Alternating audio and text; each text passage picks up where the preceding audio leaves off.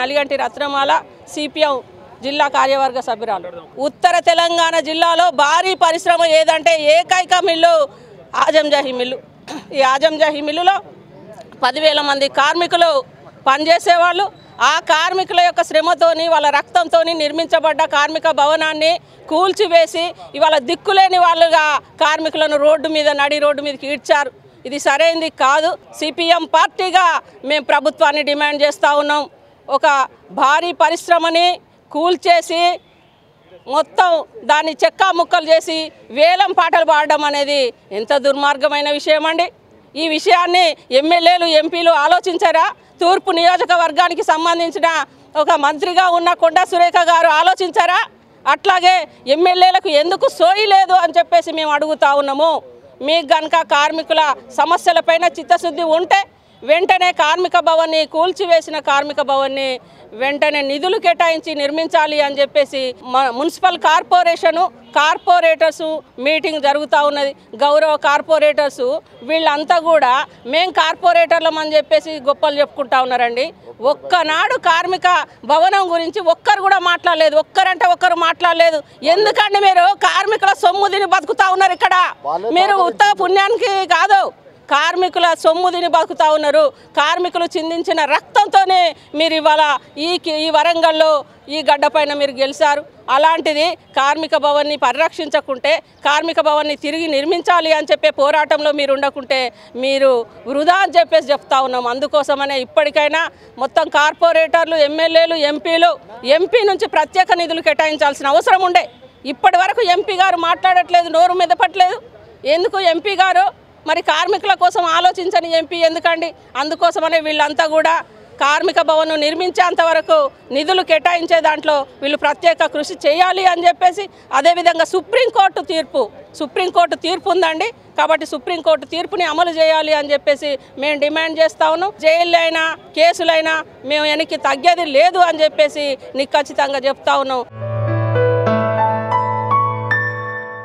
Azamjahi mill union president ఇనుముల శ్రీనివాస్ నా పేరు. December 16వ తారీఖున కార్మికులకు కానీ యూనియన్కి కానీ ఎటువంటి సమాచారం ఇవ్వకుండా ఒక దొంగలాగా వచ్చి దాన్ని ఓం నమ శివాయ, అదేవిధంగా షాపింగ్ మాల్ కాసంపుల్లయ్య షాపింగ్ వాళ్ళు కూల్చడం జరిగింది. ఇది ఒక దుర్మార్గమైన చర్య. అది జరిగిన తర్వాత mills colony police station, Intezargunj police station, ACP, సిపికి, ఇక్కడ నుండి హోమ్ మినిస్టర్, ముఖ్యమంత్రి వరకు కూడా మేము మెమోరాండం ఇచ్చినాము. ఇప్పటికి ఎన్ని రోజులైందో చూడండి. చట్టం తన పని తాను చేసుకుపోతుందని ముఖ్యమంత్రి చెప్తున్నాడు. ఏం చేసుకుపోయిందో మాకు అర్థమవుతలేదు. ఇప్పటి వరకు కూడా ఆ కూలగొట్టిన ఆయన మీద కేసు పెట్టాలని చెప్పినాం. ఇప్పటి వరకు కూడా కేసు పెట్టలేదు. వెంటనే కేసు పెట్టాలనేది మేము చెప్తున్నాం. అదేవిధంగా కొండా మురళి ఆయనే కార్మిక పక్షమా లేకపోతే యజమాని పక్షమా అనేది మాకు అర్థమవుతలేదు. ఆయన ప్రెస్ మీట్ పెట్టింది మీ మీడియా అందరికీ తెలుసు. ఎన్ని రోజులైంది ఇప్పటికీ దాని మీద ఎటువంటి కామెంట్ చేస్తలేడు. నేను అనేది ఆయన చెప్తా ఉన్నాడు, కొండా మురళిని కాదని ఓం నమ శివాయకు సంబంధించిన షాపింగ్ యాజమాన్యం హైకోర్టుకు పోతుందా? మేము నమ్మట్లేదు. దీన్ని కొండా మురళి కూడా, కొండా దంపతులు కూడా ఆలోచించుకోవాలి. మీకు అంత శక్తి వరంగల్ జిల్లాలో లేదా? ఒక ఓం నమ శివాయను నివారించే శక్తి మీకు లేదా?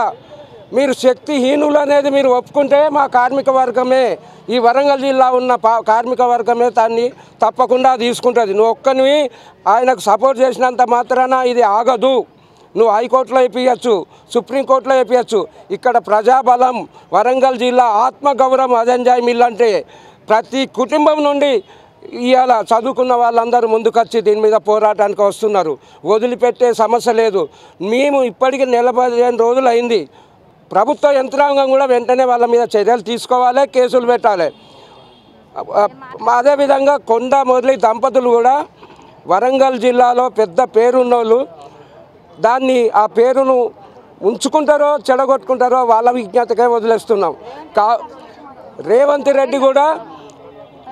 రెడ్డి కూడా ఇక్కడ పోస్ట్ ఆఫీస్ కాడ మీటింగ్ పెట్టినప్పుడు ఆజంజాహి మిల్లు కార్మికులకు గత ప్రభుత్వం అన్యాయం చేసింది, మా ప్రభుత్వం వచ్చేది ఉంటే తప్పకుండా న్యాయం చేస్తాము, అదే భూమిలో సుప్రీంకోర్టు ఆర్డర్ ప్రకారం వాళ్ళకు ప్రతి కార్మికునికి 200 గజాల చొప్పున ఇప్పిస్తామని కూడా వచ్చిండ్రు. ఇంకా మిత్రులు కూడా 150 మంది కూడా 1992 నుండి కూడా వాళ్ళు చేసి దిగిపోయిన వాళ్ళు కూడా హైకోర్టులో కూడా వాళ్ళు ఈ భూమి కోసం కూడా కొట్లాడుతూ ఉన్నారు. ఈ 3 సమస్యలతోటి మేము ఈ వరంగల్ జిల్లాలో ఆందోళన చేయదలుచుకున్నాం. వరంగల్ జిల్లాలో ప్రజలందరినీ కూడగట్టుకుంటారు. దానికి మీడియా, ఎందుకంటే ప్రజలకు ప్రభుత్వానికి మధ్యలో మీడియా ప్రధాన పాత్ర వహించాలనేది మీడియాను కూడా మేము రిక్వెస్ట్ చేసుకుంటున్నాం.